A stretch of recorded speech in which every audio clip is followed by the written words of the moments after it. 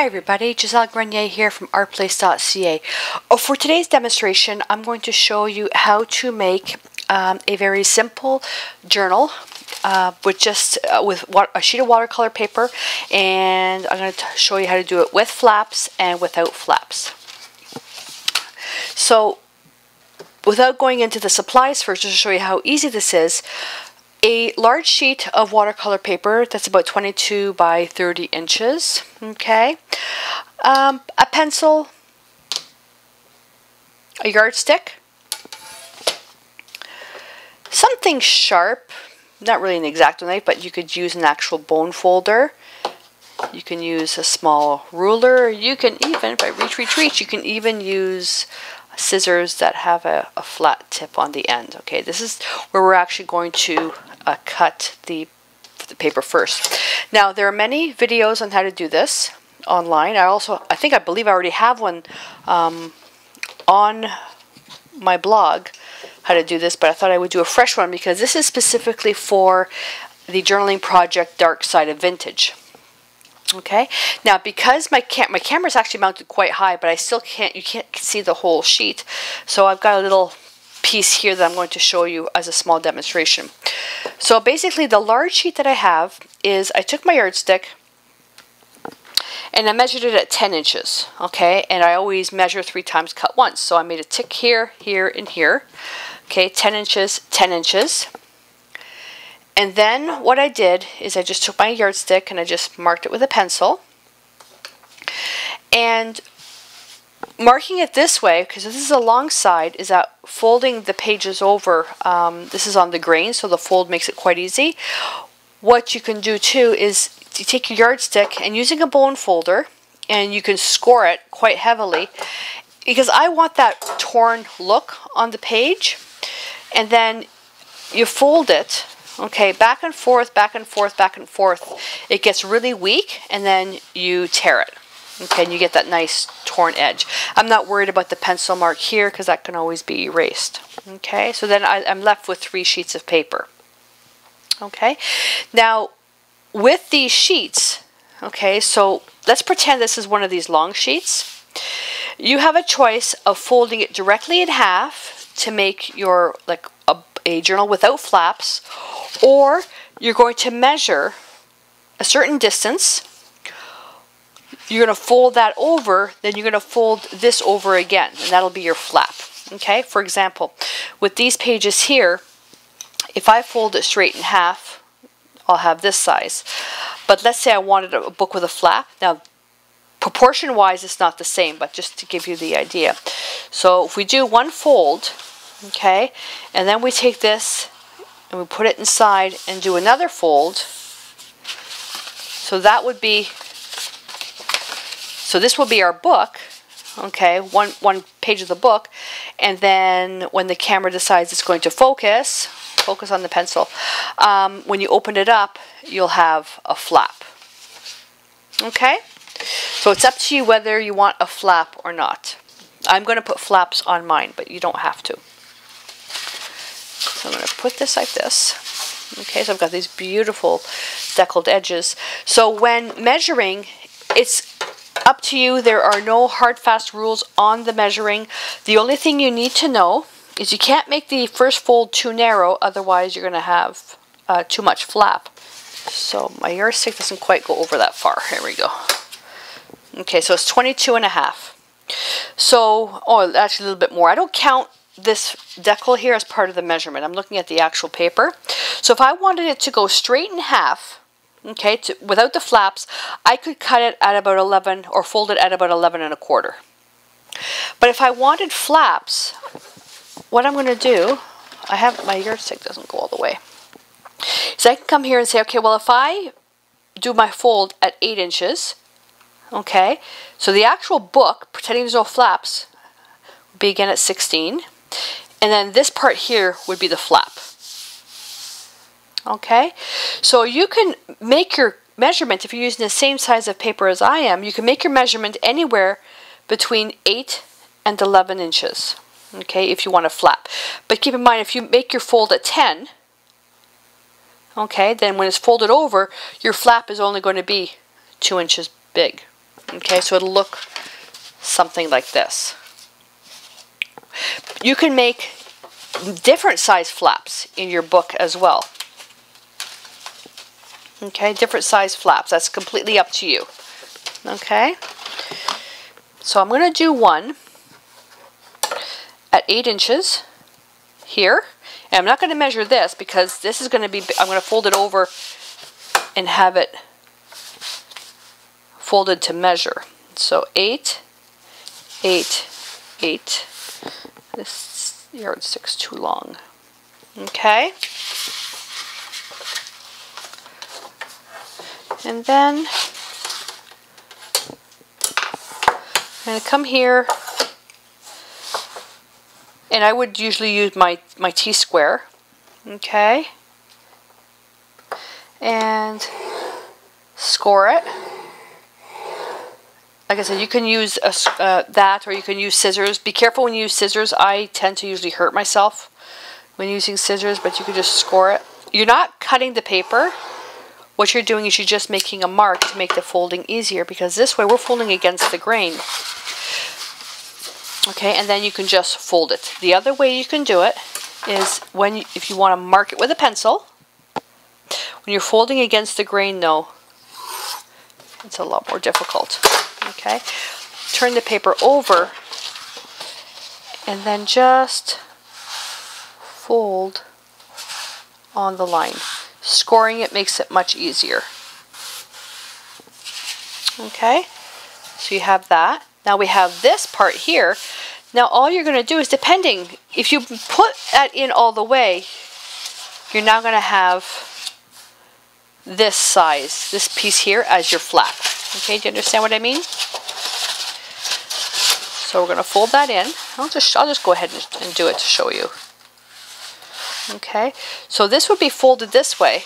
So in your book, okay, that's what it's going to be like. It's not going to be nice and even like that. Okay, so you need to kind of just do a gentle fold against the end. Okay, and then fold it this way. And you're just going to measure and get it started. Okay, just like that.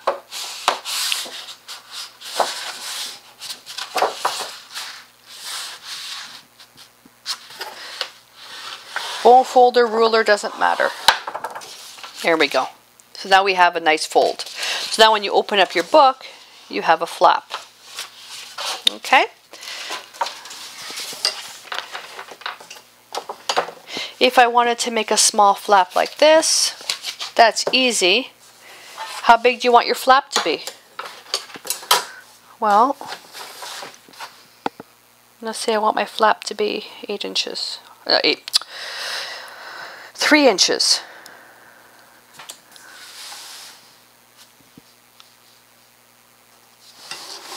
I've got a piece of fluff there. Mia's being very, very good right now. She was a bad girl today. I was doing my first sets of videos and she destroyed a pillow. We've had her 6 weeks now and she's never done that. So now I'm a little bit nervous when she's quiet. So that's going to be your initial flap. Okay? And now what we need to do is basically measure this in half. So when we measure it in half, what you want to do is you want to make sure that your fold is at 8 inches. So if we make the 8 inches, make another 8 inches, we have it all left over. You have to match this up, okay? I had to move some stuff around. Next time I do this, I'm going to make sure I have a big table set. Okay, so we measured 3 inches. Our set book is 8 inches wide, so now we're going to measure 8 inches. Okay, well, the book is going to be folded, so we have 8 inches. We're going to go to 16, okay, which leaves this as a flap. Okay, however we measured this, 8 inches across, you have to have your folds that size. So basically what I'm going to have is I'm going to have flaps on both sides. Again, there's really no rule on how you do this. I had a nice little metal ruler that was easier to work with. Okay, and then this one here. So as long as your primary pages are 8 inches wide, everything else is fine. If you don't want flaps and you want it at 8 inches, you can cut it. So this is going to be 8 by 10. Okay, so I can fold it by hand. I can score it. Doesn't really matter if I want to score it. Don't use plastic, use metal. If you use plastic, you may actually cut your ruler. So with scissors, like so, you're not cutting through. All you're doing is just making an indentation to make the fold easier because you're folding this part against the grain.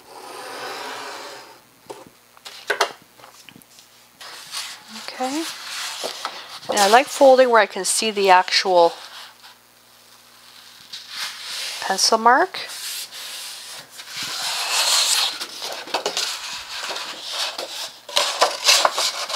And there's a ton of videos on the internet on how to do pamphlet stitching, pamphlet binding. This is just a neat way to do it with a single sheet of watercolor paper. There's a book that I got, a bookbinding book. If I turn around, it's called Real Life Journals, and it's got some really, really cool binding methods in there. Okay, there you go. So that's that one. So that would go in here. So now for this particular book, so I could have this with my flap, then this, okay, then this. Now looking at this already, the deckled page is a little bit longer. I'm not going to worry about that because I could always turn around if I wanted to and set it this way. Now it's perfect fit. So now my book will be like this. And then, you know how we have this like this? Well, why? I can always do it this way. This is so flexible. Have it this way or fold it the other way. So I have 2 flaps now. See how flexible this is? You don't have to follow any rules. So this one,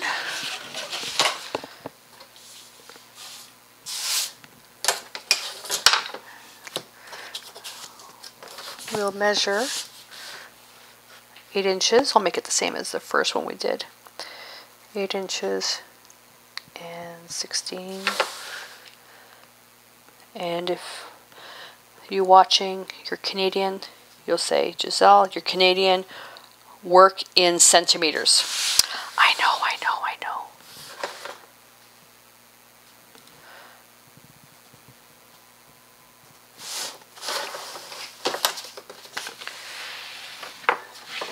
Oh, there it is. My favorite ruler. My favorite ruler.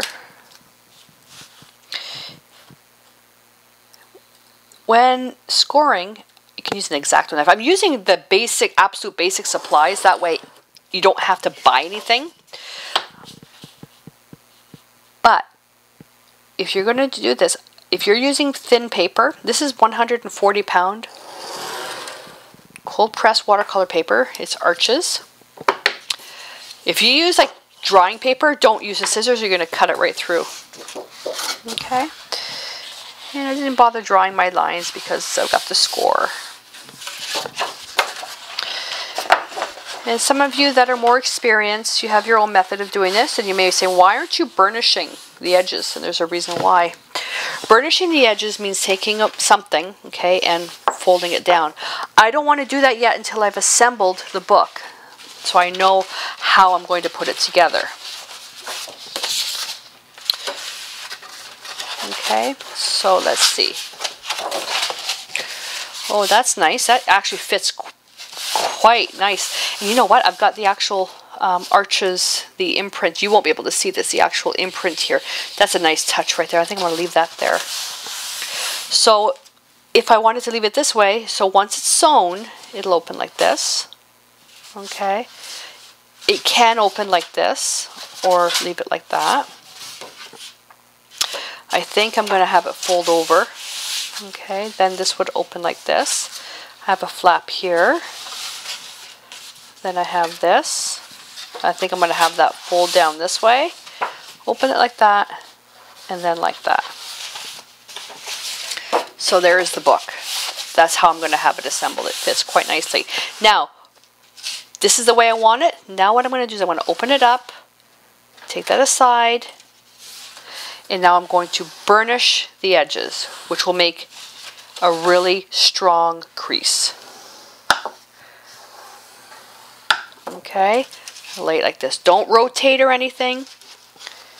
You have to make sure that you're going to be putting it down exactly the way it's going to be assembled.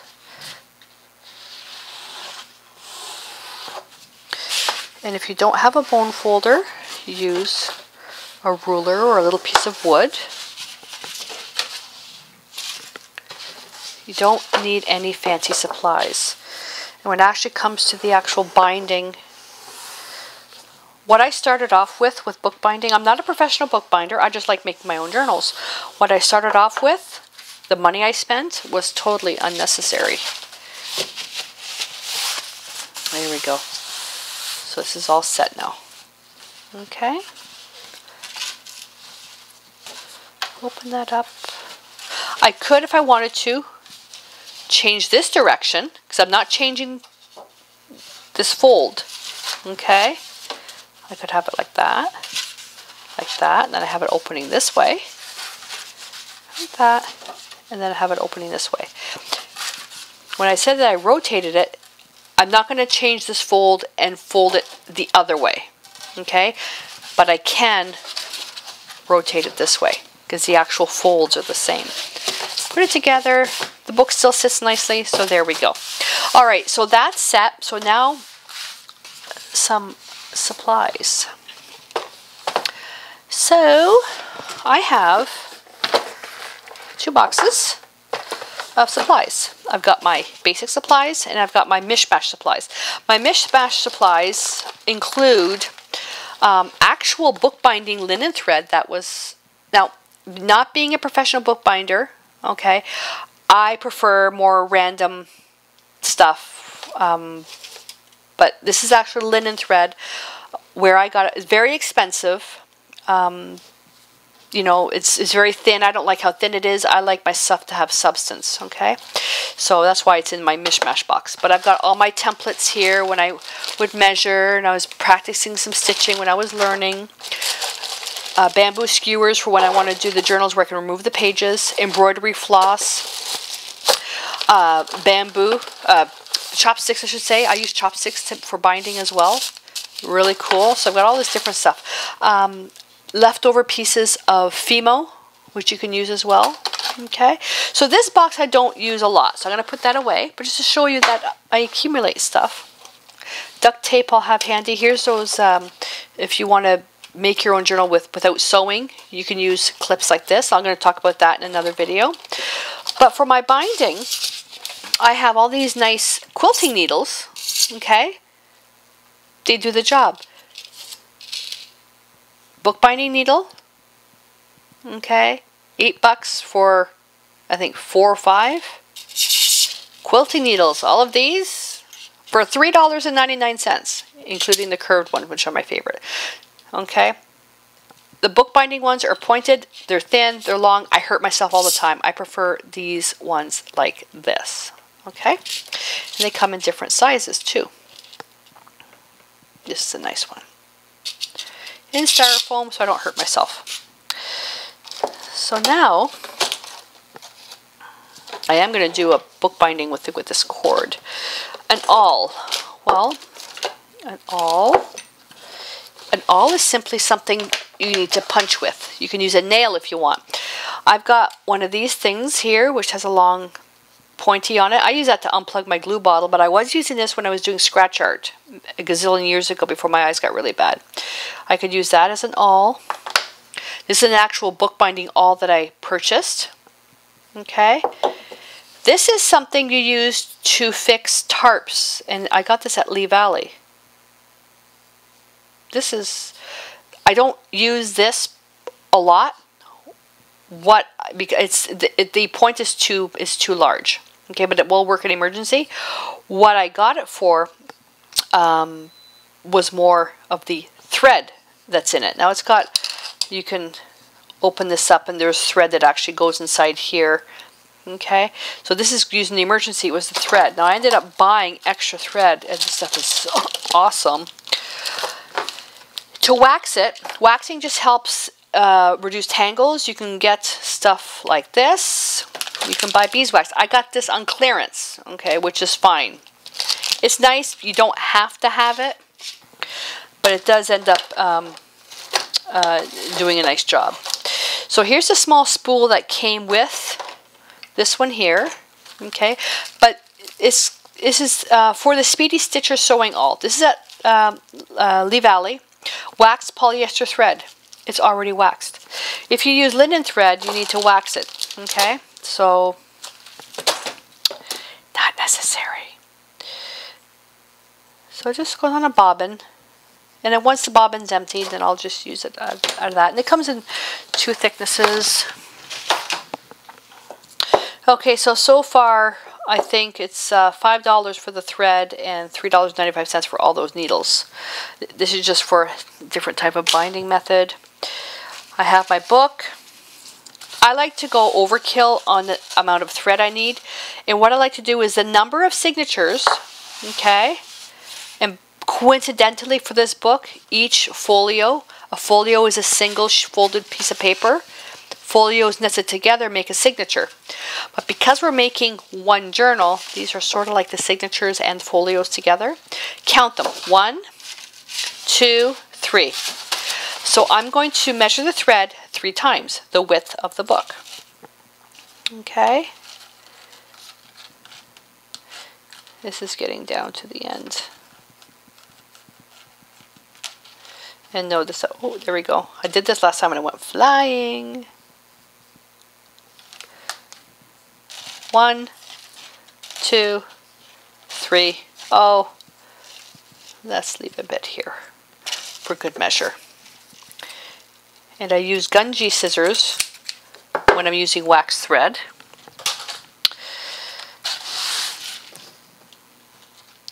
And I'll just use my nails to flatten that down. And instead of feeding the thread into the needle, I take the needle and I feed it into the thread.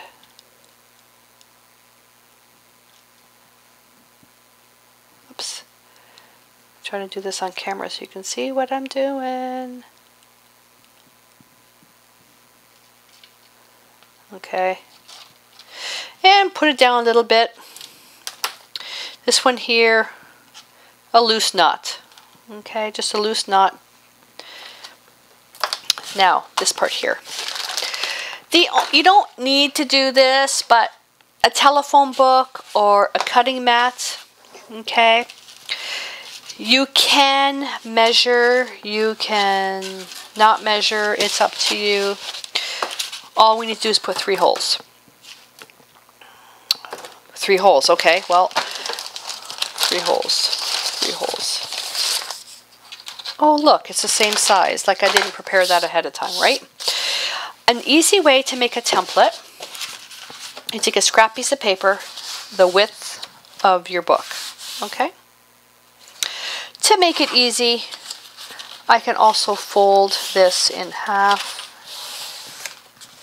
Okay, that way it can kind of just sit in there. Okay, so you take a piece of paper, scrap paper, the width of the book. And to measure, so you don't need a ruler, you simply fold this in half. Okay, then you take this piece, you fold that in half. We're not making a book for the library, this is your own journal. So if you're off, who cares? Here we go. And then what I'll do is I'll make a pencil mark. Make a pencil mark here. I had to stop there just for a second because Mia was making some funny noises, so I had to just go and check on her. Okay. Now, you can choose whether you want to punch through this all at once. I'm going to do it one at a time because I want to show you what I'm doing. I'm going to move that aside. Okay, so what you're doing is you're basically lining up this into the fold. Now, if you have an old telephone book, that might make it a little bit easier. Okay, so I just kind of do that, and I hold that down. And you're going to take your awl or your nail, and you're just going to poke through. Okay, then it pokes the holes. Now I'm off a little bit. Okay, see how I'm off? What you can do is if you poke the hole nice and big, it's because the paper is so thick. And you're going to line it up. Line up that line there, so where it's folded, okay, where this is folded, let me just burnish this so you can see the nice line. So see where that line is? I'm lining it up to where the fold is here. Okay, see that? There we go. Right there. Between here and where's the bottom? At the bottom, I can take a pencil and make a mark inside the hole. Okay, and that'll show me where it is. That didn't even go through. Then I can take my awl, I've got a glare, and just punch there. I was off by like a millimeter. Okay? There you go. And that went right through. Okay? So that was the top. So I'm going to turn that upside down. Then this one here will do the same thing. And we can just kind of make a mark. Okay, I'm off a little bit, so I'm going to go right onto the spine. Right where that fold is. Okay, that's gone right through. I'm going to turn that upside down. Then this is the cover. The cover you kind of want to be a little bit more careful with. I mean, you could also measure and do that if you want. I'm just showing you the easy way. With the template, it's easy. And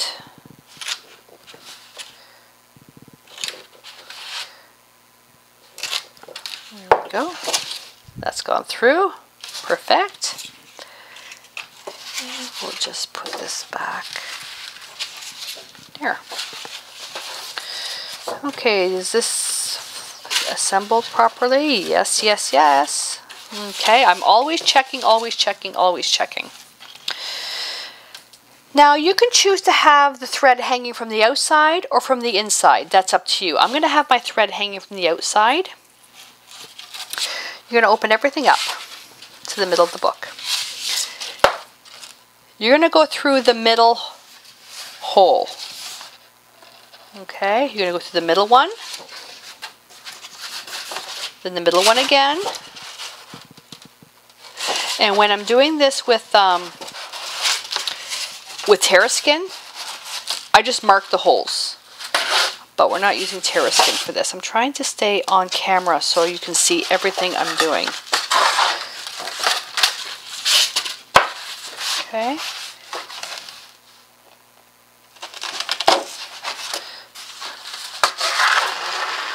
Pull it through.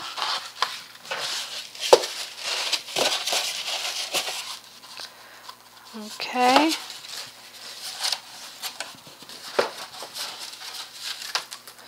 Now I want a tail to hang, so I'm going to leave it with that much. Okay, so I'm just going to make the knot a little bit tighter, because you can always cut off excess, but if you make it too short,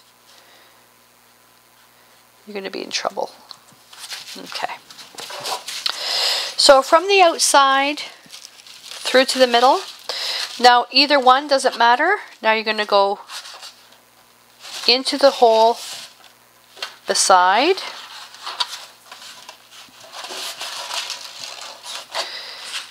And into the hole.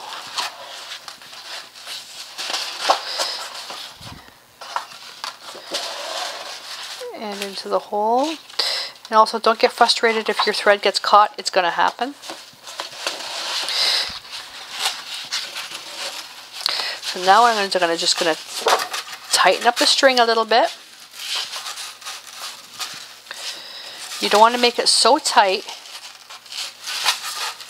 that you rip your paper, okay? Now, when I pull it, I'm not going to pull it this way, okay? I'm just going to pull it because the thread's going like this. So I'm just going to pull it a little bit here and a little bit here. If you pull it too much one way or the other, you're going to tear the paper, okay? Now I'm going to go all the way to the other side, okay? We went in, around, I'm going to go all the way to the other side, okay?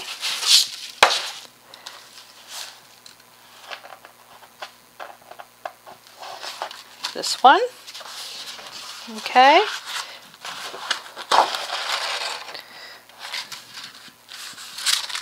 All right, see that? In, out, and around. And I know I may be repeating myself a few times, but I would rather have everything covered for a beginner so you're not left asking questions. Those of you that are more experienced in making journals, you don't even need to watch the video. And if you are watching, you can always hit fast forward. I like to over-explain stuff so beginners don't feel overwhelmed. Okay, nice and tight. Now we're going to go right back through that middle hole again. And we're going to come out from the same spot.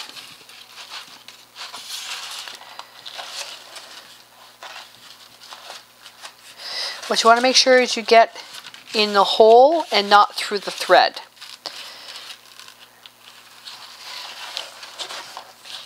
You may also want to practice this on some scrap paper first. Okay, let's make this nice and snug, not too tight. Okay, that's tight there. There we go, picked up a little bit of the slack. There we go. Okay.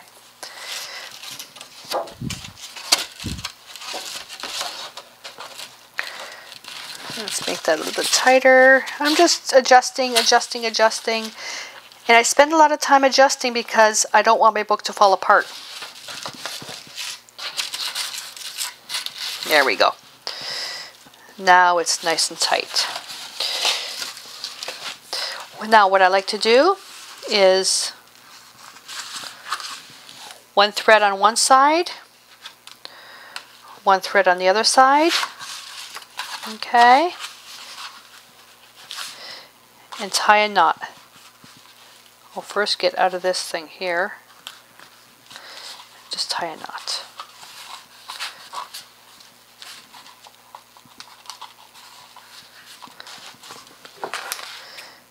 And you can leave it as long as you want.